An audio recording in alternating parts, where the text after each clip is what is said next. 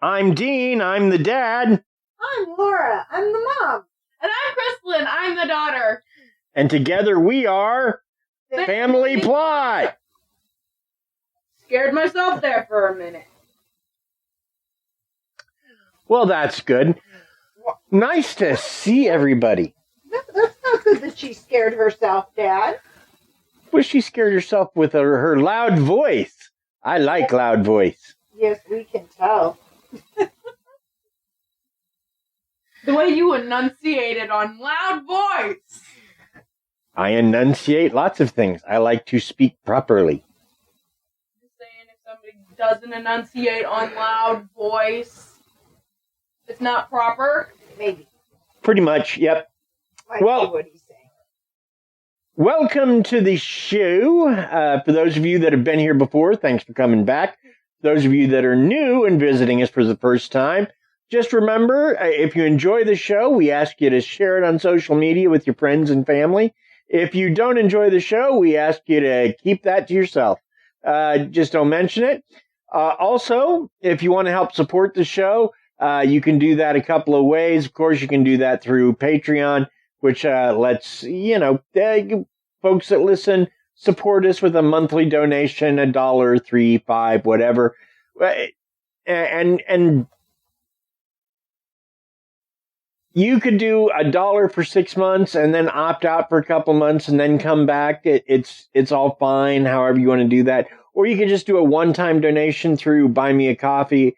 Anyway, that's how you can help us out. Tonight, we will peek into some strange disappearances. People who simply went missing and were never found. People are things, right? I think we're all still on people. Okay. Yeah. Got confused.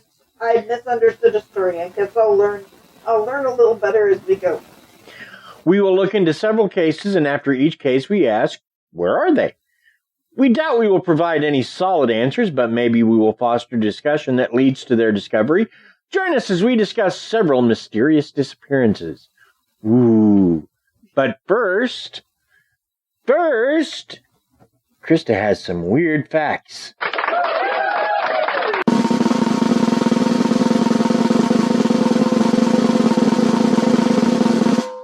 Krysta. Gosh, we hope so, or else this is going to be a really short segment. Yeah, I just played claps, so, it would be claps, and then, well, I don't have any facts, and then, yeah, I'd have to find like a boo if she said I don't have any facts. And then that would be the segment. We're crying. Hey, that's a pretty good one. Yeah, that's what you should do sometimes. Krysta not have any facts, and then we just put in like a crying, I'll put in like a crying noise. Yeah. You just tried to tickle my foot. It with a flip-flop on. Yes, well, I was waiting for you to start telling us weird facts, and you're being awful quiet. I'm being awful quiet. Okay. Well, you're supposed to be trying to do weird facts. Yeah, you're supposed to be trying to do a podcast. You scared the cat. Shush. Good. Cat needs to be scared. Your cat? Yep. I don't have a cat. You're confused. You guys, this cat, you share cat. I have children. I don't have a cat. Yeah, those are the pets we have. Children have cats. Those are the pets we have, our children. So, what, Krysta, are your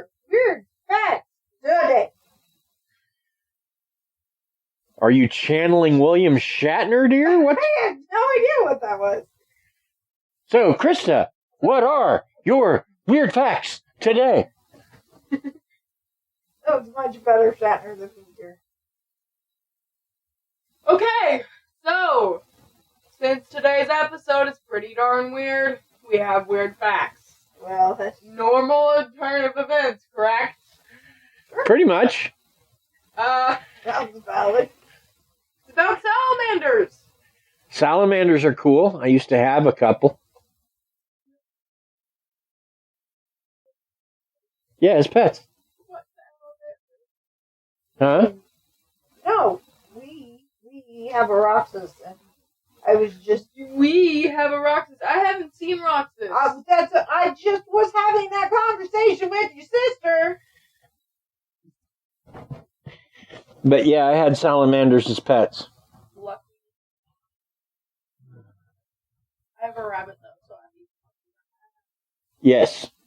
Because you can't pet a salamander. They're kind of grody. you can pet a rabbit You can pet a grand bunny. Yeah, you can. And you can give her apples and bananas when mom's not looking. though. I'm gonna punch you. I'm gonna punch you. Punchity punch punch punch. Bitta. Oh dear.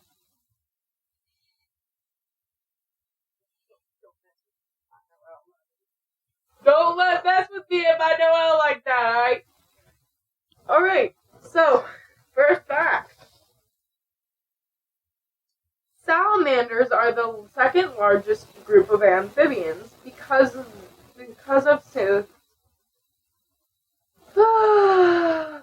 similar characteristics. Salamanders may be confused for lizards. However, lizards are reptiles.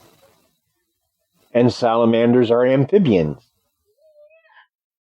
There you go. Which is why I kept them in a two-tiered cave with both water and land. And they would go and swim, and then they would get it on land, and then they would go and swim. Well, And then they would get on land, and then they would go and swim. Okay. And somewhere in there they would eat something. Yeah, they're not very fun to watch, are they? Also in the tank I had a plecostomus in the water to kind of help keep it clean. And he got huge. Big. Yeah, I had to take him out and put in another one. A smaller one, because that plecostomus got massive. Just huge. Like whale-sized. Maybe not quite that big. I hope it didn't get whale-sized because we don't have whale-sized tanks. Maybe not quite that big, but it was pretty huge. Biggest plecostomus I've ever seen. Number 2. Salamanders are ectothermic. wow. That's a big word. Cold-blooded. Okay. So they're like reptiles in that they have to get heat before they start moving around. They cannot regulate their internal body temperature on their own. Yep. Cool. So, yeah. Which is why we are considered mammals. Yes. Because we're not salamanders or reptiles. That's true. We can regulate our own body heat. They cannot. Cool. Which is why it gets so hot when you're sitting in between somebody. Two people like squished in between people. Oh, is that what? Oh, yeah. Good to know. I did not know this. Their bodies are Aha. My Krysta is insulated. salamanders produce mucus that covers their skin, which is why you cannot touch them. We have gone through this. Don't touch salamanders. Yeah, well, one, you touching them interrupts that mucus, and they really need that mucus. It's like lotion for them. It's like nature's lotion. It puts the lotion on its skin. Well, it bubbles lotion through its skin, but yeah, same difference. That'd be terrifying. Imagine if us humans did that. That'd be.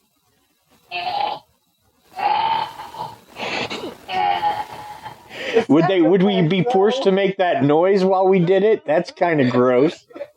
Excuse me, I just need to bubble some mucus through my skin. Blah, blah, blah. But first I need to make some weird noises. Ooga, ooga, ooga, ooga. Ooga, ooga, ooga, ooga. Oh, look, here comes the mucus. Blah. Ooga, ooga, ooga.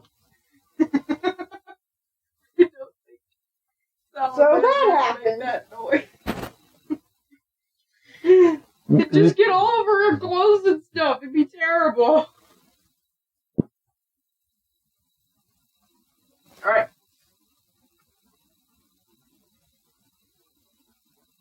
Salamanders have very sensitive and absorbent skin. Yes, which is why you should not touch them.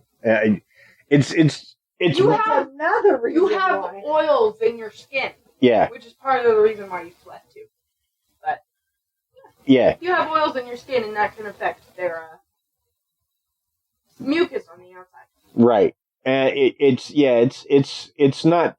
You don't know. They can't really hurt you for the most part, but you can really make them very sick if you hold them. If you try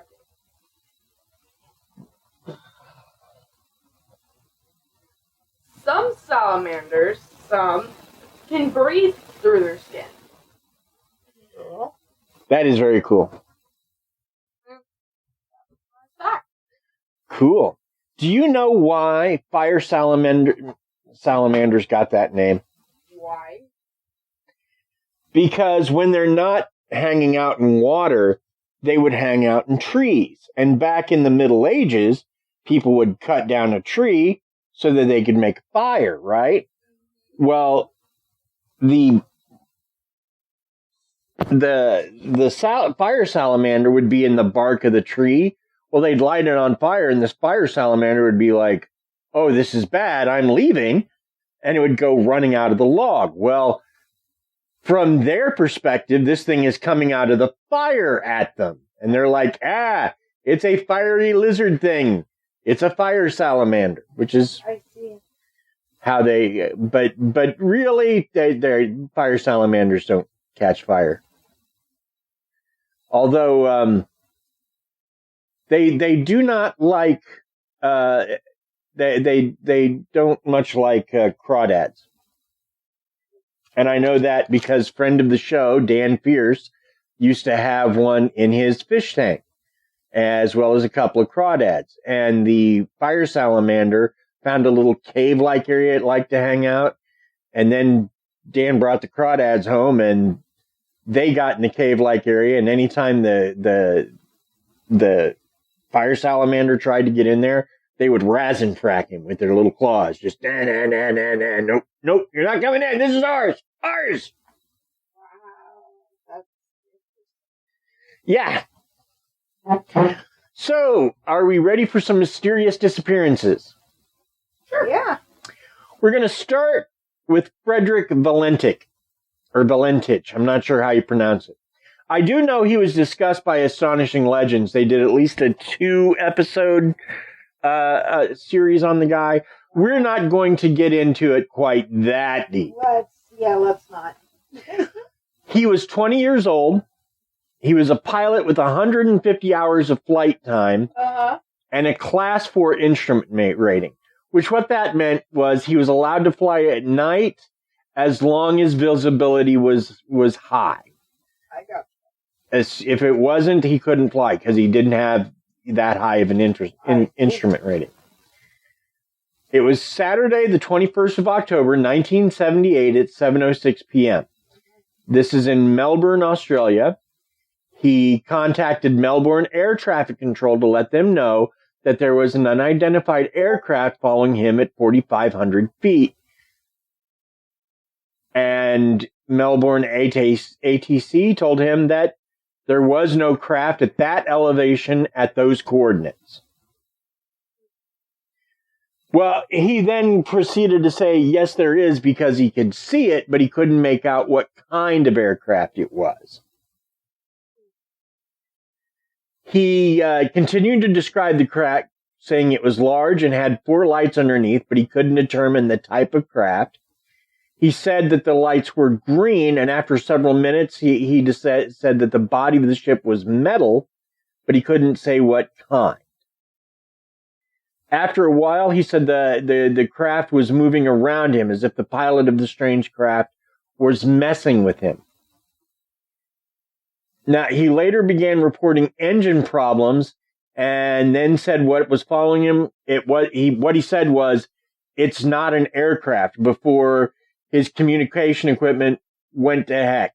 And he was never seen or heard again. Never seen or heard from again? Nope. Oh.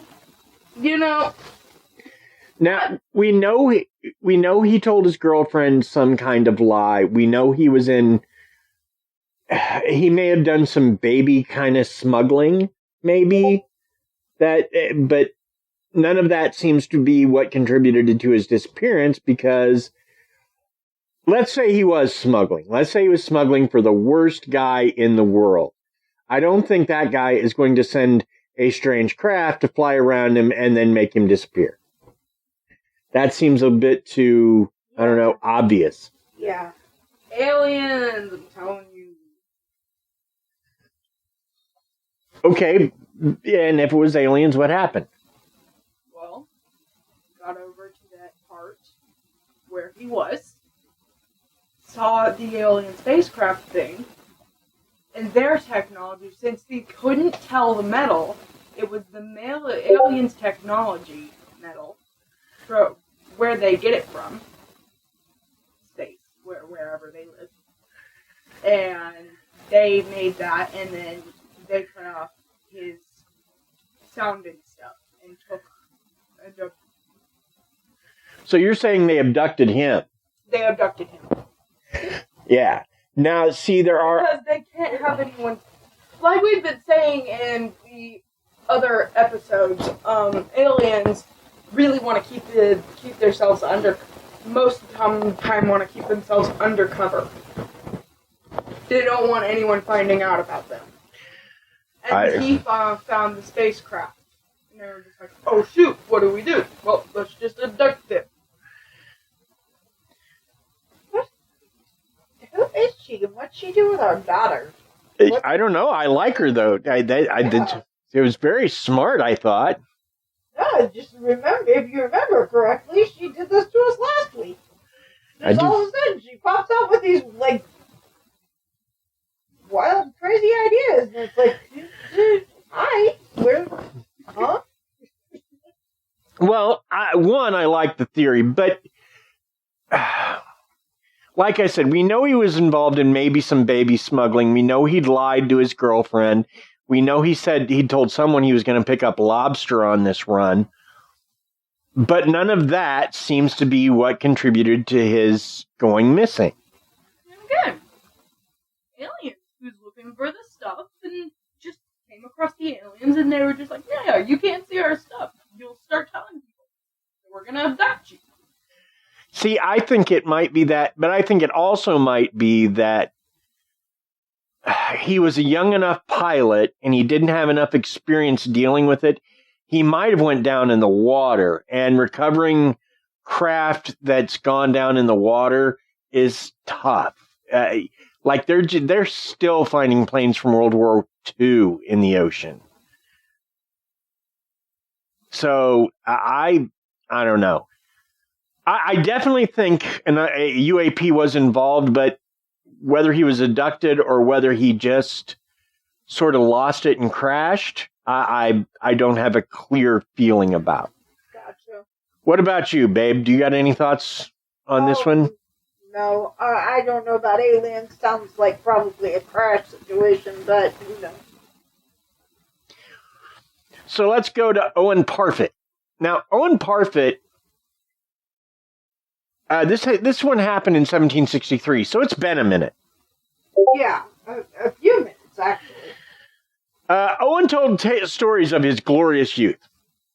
And the tales contained pirates and battle and lots of women. Oh, of course there's women. Lots. Many of those in the village of Shepton Mallet, where he lived, felt that his tales were exactly that, tales, but it didn't stop Owen from telling them. And in fact, he was something of a legend among the younger people in town who would listen to his stories. And for a guy that was such a man of action, at the age of 60, he was mostly paralyzed. So all he had left was his stories to a great degree. Right? That's kind of how it goes sometimes.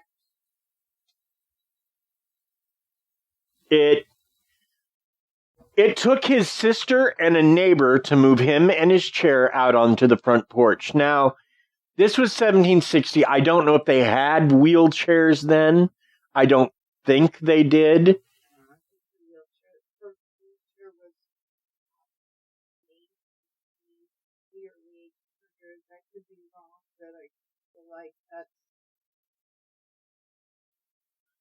But they moved him out onto his porch, and he was watching some farm workers across the street.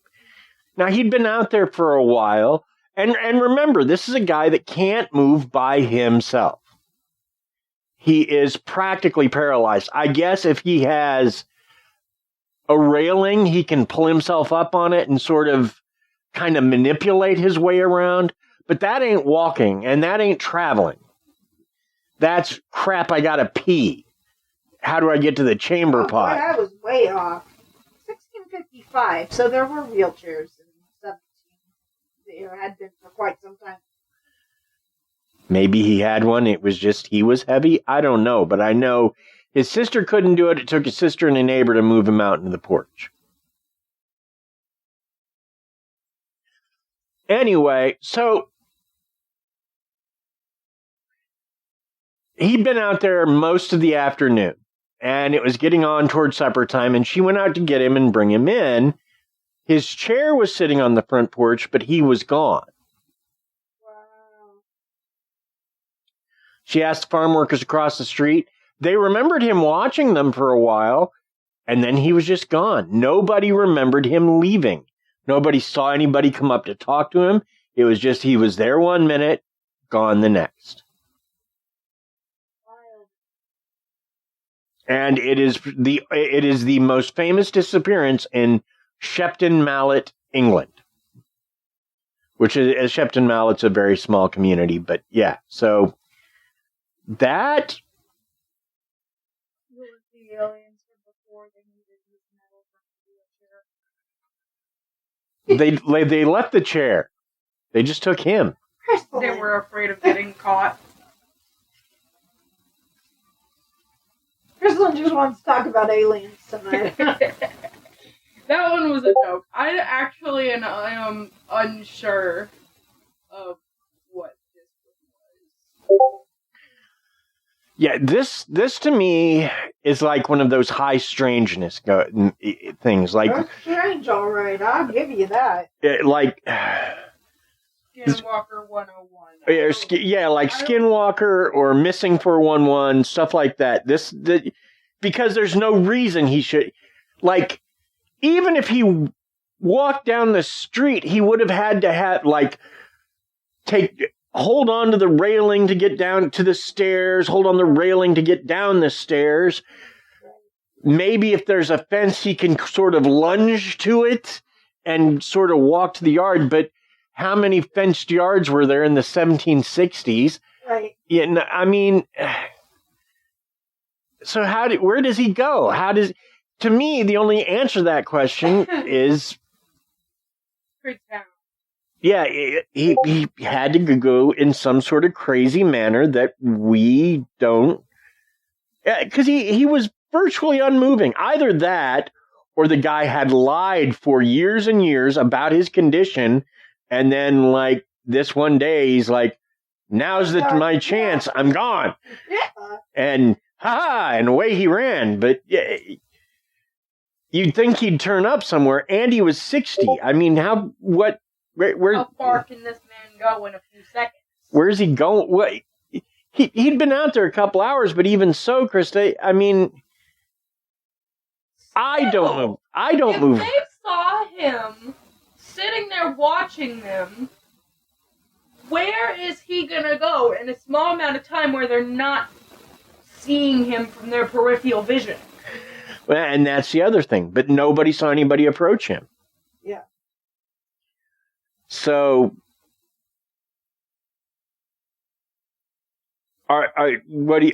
so do you really think aliens came and got him, Krysta? No, that was a joke. Oh, okay. I'm not sure. Like, at this point, it could be a skinwalker trying to disguise as a human, so it doesn't look so out in the open, and then nobody said anything, because they didn't know this man. I don't know. What about you, babe? Thoughts on Mr. Parfitt? I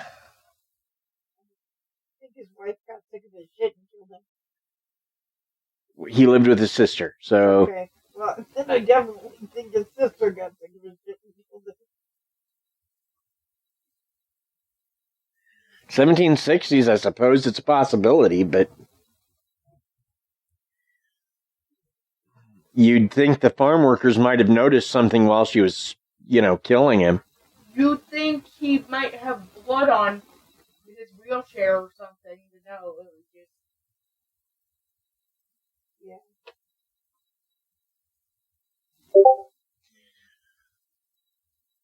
So, the next guy we're going to talk about is named Ambrose Bierce. Now, Ambrose Bierce is a famous writer.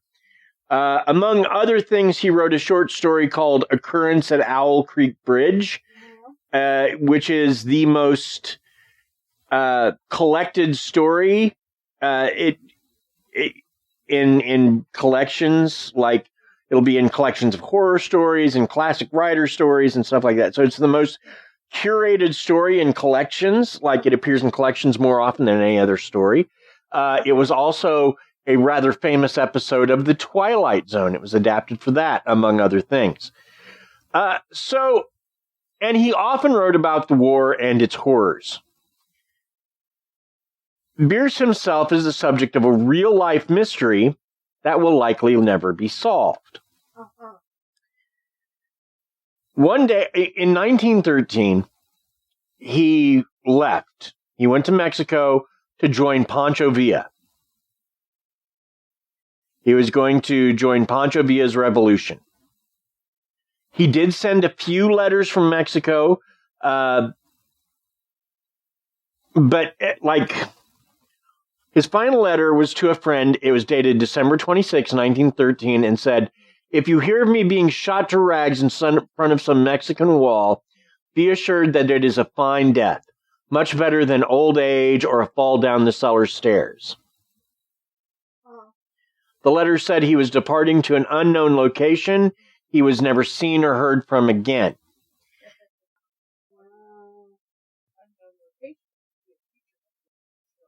Now, in addition, we have a priest who says that he saw some soldiers march a man matching Bierce's description into the cemetery attached to his church. They shot him and they buried him in someone's grave. They wanted to make sure he wasn't coming back. So that's according to this priest, but a lot of people have questions about the story or simply don't believe it. He was on somebody else's side, and so he killed him. Well, the thing about Bierce, he was a great writer. He was kind of the Hemingway of his day. He was known for his crazy exploits. So for him to join Pancho Villa's revolution, it was just him being him, really. But as far as him being missing, it just seems like it's 1913. There's a revolution going on in Mexico, and records aren't being kept very well. he's on a battlefield somewhere, and, we'll find him in 50 years when somebody picks up a bone somewhere. Right. And I don't think this one's all that mysterious, but I included it because it's Ambrose Bierce. And, I mean, the guy has a definite literary following. Yeah. Well, and I mean, why not if you're going to have all of this excitement going on in your history? Why not have a following? And okay, to me, there is another possibility here, too. Because I'm not going to buy into the priest that easily. One, we don't know for sure if Bierce is who he saw. If I describe someone in rough terms, it could sound like 10 people. Yeah, absolutely. It could sound like 100 people. Where you're going. Yeah, and so it might not have been Bierce. If the priest saw anything at all, maybe Bierce just left. He just decided to go wandering. Yep. It's the sort of thing he might have done. He was older. He was someone that collected experiences, and maybe he didn't find the revolution to his liking, and he just left. Yeah. And he died in Mexico. And again, if that's the case, we'll find out when we find a strange bone and test it, or whatever. Krysta, your thoughts? Honestly, yeah, it could have been anything. For me personally, though, especially back then, with how the war was and everything, he could have been on the Pope could have been on a different side. Or, he could have run off, doing whatever he wanted to do. Because that's just like something he would do. And, yeah, it really could be anything. I don't really have a specific thing. It could have been a creature that was still alive back then that isn't now.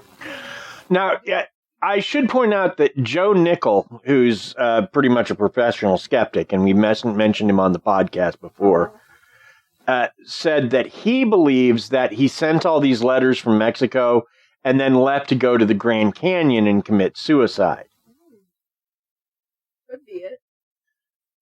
Because he was tired of living, which some people get that way when they get old, and Ambrose Bierce being such a feisty... That being said, though, suicide's never the answer. No, it's not.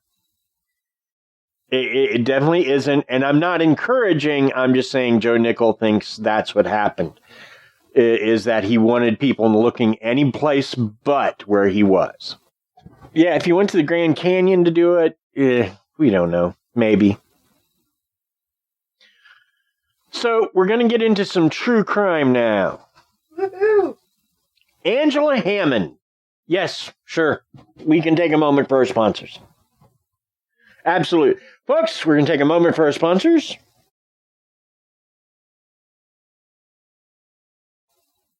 How do you feel, hon?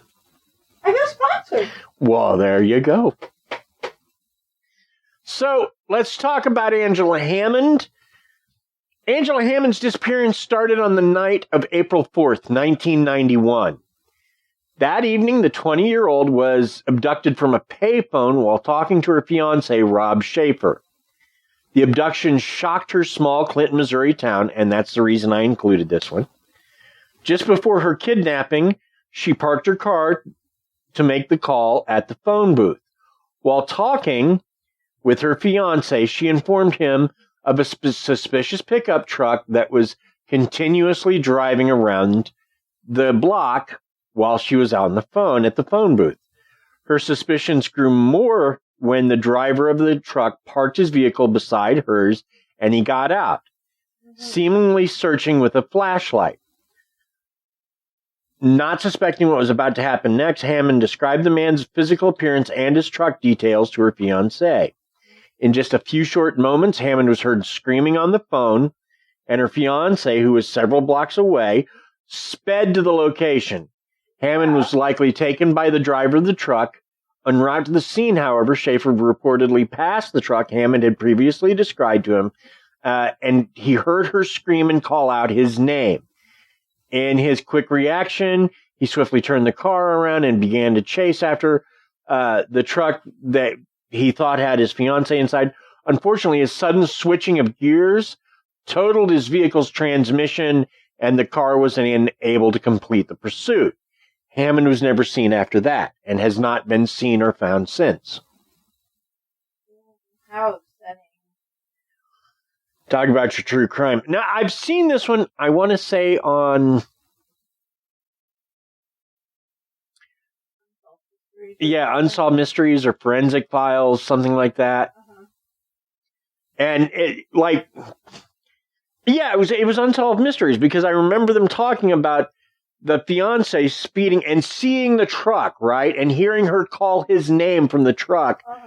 And he goes to follow her, and of course, he's driving a manual transmission, and he blows the transmission, trying to spin around and speed after this truck.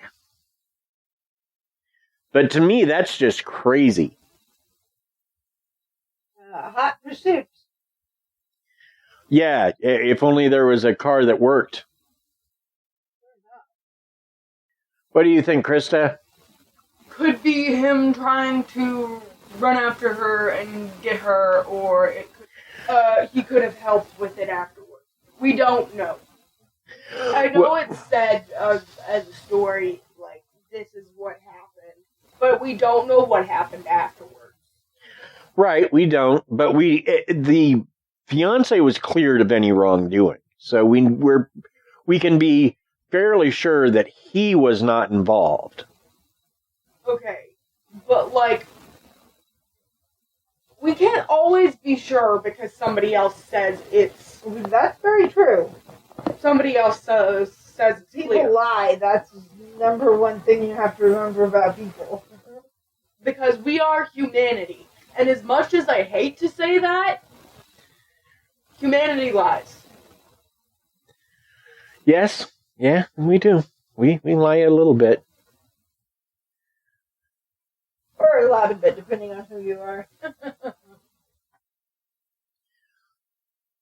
Now the weird one, the really weird one. The weirdest of the day? I don't know that we can get any weirder than the one I'm about to tell you. Alrighty. The Norfolk Regiment was made up of 16 officers and 250 men, led by Sir Horace Proctor Beauchamp. On the 30th of July, 1915, the regiment set out from Liverpool to the Gallipoli Peninsula, arriving on the 10th of August. Only 2 days after their arrival, the 5th Norfolk got an order to launch an attack against the Turks, which turned out to be a bad decision in every sense.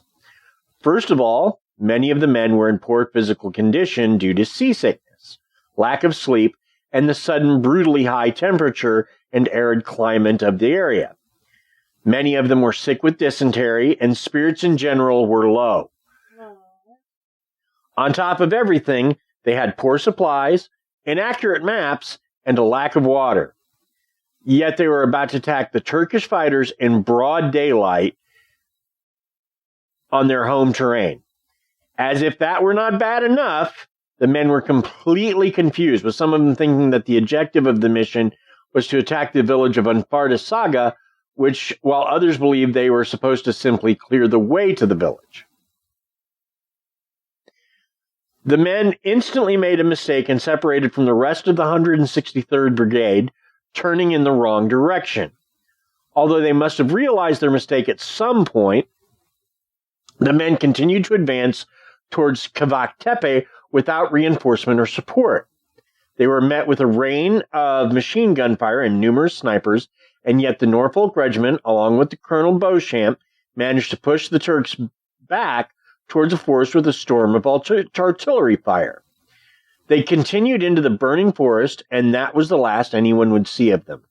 The battalion never made it back from the forest. Not one returned to tell what had happened, nor were their bodies found on the field. They simply disappeared from the face of the earth. The British Commander-in-Chief in Gallipoli, General Sir Ian Hamilton, was just as confused as everyone else. It was very strange indeed, especially since nobody seemed to come up with a possible logical explanation. The men's families were distraught and confused. They had nothing to console themselves with, just rumors and speculation. The only official statement being that their loved ones were reported as missing. Even King George V could only obtain information that the Norfolks had conducted themselves with ardor and dash. Queen Alexandra tried to gain more information from the American ambassador based in Constantinople. Now Istanbul, now Constantinople. Sorry, had to do it. Asking if some of the men missing could be found in the Turkish prisoner of war camps. The Red Cross was contacted as well. Messages were published in papers, all to no avail. After the war was over, no trace of the men was ever found in any of the prison camps. Years later, in 1965, a former sailor from New Zealand, Frederick Valentich, issued a never-before-heard testimony. He claimed to have witnessed the strange disappearance of the 5th Norfolks in 1915. His was a rather supernatural account. His claim, supported by 3 other veterans, was that on that particular afternoon, they saw a formation of 6 or 8 loaf-shaped clouds that hovered over the area where the Sandringhams, which was the nickname of the 5th Norfolk, were fighting. One of these low-lying clouds descended even lower over the men, and after an hour or so, it rose, very unobtrusively, and joined the other clouds and sailed off. When the men in the ground could see the forest again clearly, there was no sign of the soldiers. Even though the story was unreliable and inconsistent, people felt compelled to share it. Furthermore, a missionary in the region said that he found 2 British soldiers near a farm, dead British soldiers that were wearing the patches of the Norfolks. And after he spoke to the farmer said when he had returned to his farm because he had fled because of the fighting, there were lots of dead British soldiers on his farm, and he had dealt with them by throwing their bodies in a ravine. Well then. But if that's true, you'd think that they would have found the ravine by now. Yeah, one would think, yes. They simply have not been seen again. Purple people eater. Yeah, exactly. Like, I mean, not really, but that's the only thing my brain can come to. Well, see, and this one is like combining so much we've already talked about, which is, again, a reason I included it. Sure. It's a war thing. So like Ambrose Bierce, people die in war. People get lost in war. People are still missing from World War I and World War II to this day. Yeah. That happens in those sort of conflicts.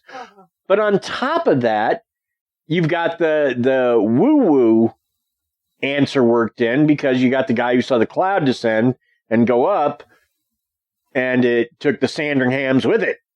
Oh, which isn't good. Yeah, definitely not good. So you've got that. And there was a lot more. Like, we could have talked about the Mary Celeste, but the thing about the Mary Celeste is it's been so heavily discussed, it's practically debunked at this point. For those of that aren't familiar with the Mary Celeste, it was found floating without any crew on board and like a lot of signs that they had just been there. Right, very ghost shippy. Right. But it was also carrying denatured alcohol, which burns easy and quick. And sometimes you can't see the flames. If they got in rough weather and were worried about the denatured alcohol catching fire, they very well could have piled into the nearest lifeboat and left. And then something happened to them and they sunk. The ocean's a big place. People sink all the time. And people say, a lot of people say, we've only explored like maybe 5% of the ocean. We haven't explored all of it because not a single person Well, and even if can go too far down. if you could explore all of it, you're probably not going to find those people's bodies after a week or two out there in the middle of the ocean because the animals are eaten. Right, sharks, and then there's fish that will consume necrotic tissue. There's probably unknown creatures at the bottom of the very bottom of the ocean. Sure. Yeah. Or like, the Cotopaxi, but they found the Cotopaxi, so that's no longer on the missing list. The pilots from Flight 19, which, again, Astonishing Legends did a great job covering that as well. But again, that is not necessarily... That might count towards Bermuda, but I didn't want to do a Bermuda Triangle story. We've talked about the Bermuda Triangle and these high strangeness places. So I just wanted to kind of focus on these strange disappearances. I hope you took it as the fun little romp through weirdness that I intended. This is more for the listeners than you guys. I certainly hope I have not offended any of our listeners by choosing the stories I have. Any thoughts, final thoughts? You want to summarize anything up to this point? I feel like some things could be connected, but not always in ways that us with our human brains could comprehend. Sure. Okay. I feel like some of these stories on how people get lost could be caused by something that we as humans are not seeing / hearing about / knowing, because not everywhere is inhabited by humans, and we just got to keep that in mind. Not everywhere in the world is inhabited by humans, and there could be things that are not inhabited by humans that are very inhabited by something else. Right. Well, and there is a big contingent of, I don't know if they're part of the UFO believers or if they're more part of the conspiratorial people, but they firmly believe that there is a group of aliens that is harvesting humans. And it's possible, depending on how much credence you give to the idea that these have been around for a minute, that they've been doing this for a while. They're not. Right. But if so, I've yet to see any real good evidence to support that idea. And we've talked about like the reptilians, and they're one that people constantly say that the reptilians kidnap and keep people as food. Because that's where basically the story of V was born. But again, we have no good evidence. I mean, the closest we got is Phil Schneider, and there's a lot of people that don't trust Phil. And for those who don't know, Phil Schneider was a guy that used to, he designed and helped build underground bases. So he worked a lot for the government. Well, supposedly he went to Dulce Base, went down a wrong elevator and encountered a section of the base that was full of aliens, and they attacked him and the Green Berets with him, and he was seriously injured. Like, they burned off his fingers, and there was a huge burn on his chest and some other stuff. Yeah. So, and he swore that these aliens were in underground bases in Dulce Base and working with the U.S. government. And then he mysteriously died, and a lot of people think that's because he kept running his mouth. But the point is... the U.S. government was like, you're saying too much, shut up. That's a lot of, what do they call that, conjecture? Yes, it's a lot of conjecture. But the point is that I didn't want to do a lot of disappearances like that. Like, I could have done Elisa Lam, the gal that disappeared in the Hotel Cecil. But again, we sort of kind of covered that. Yeah, so I just wanted to do just a story on some of these mysterious disappearances. So, yeah, I feel like we did a fairly decent job of covering them all. I do want to thank those who are listening. I also want to thank Listverse. They provided quite a few Listverse, Wikipedia, and History.com. They provided a lot of basis for my research. Also want to say thanks to Bill Barrett. He did our theme music. If you need theme music for a project, Bill's your guy. Just reach out to Bill Barrett, and that's spelled Behrendt. Oh, very nice. Very nice, Krysta. She drew an eye which has family plot in it, and yeah, I'll have to take a picture of it and use it for logo art or something. It's really cool. It needs the ink in it. But anyway, thanks again to Bill Barrett for our theme music. If you need theme music, Bill Barrett at sbcglobal.net. That'll reach him. And like I said, it's Behrendt. And yeah, just reach out to him. He will write you a genius theme song, I'm sure, or whatever you need. Also want to say thanks to Paige Elmore of Reverie True Crime. Thank you, Paige. Thank you, Paige. That's for our logo art. Thanks to Aaron Gnurk of the Big Dumb Fun Show for promoting us locally. Remember to join our Facebook group. Follow us on Twitter. Follow me and Krysta on Instagram. Follow me on Pinterest. Follow Krysta on TikTok, where we have a ton of those show-themed content in all those places. And join us next week as we discuss Black-Eyed Kids for our 100th episode. Woo! Bye! Bye!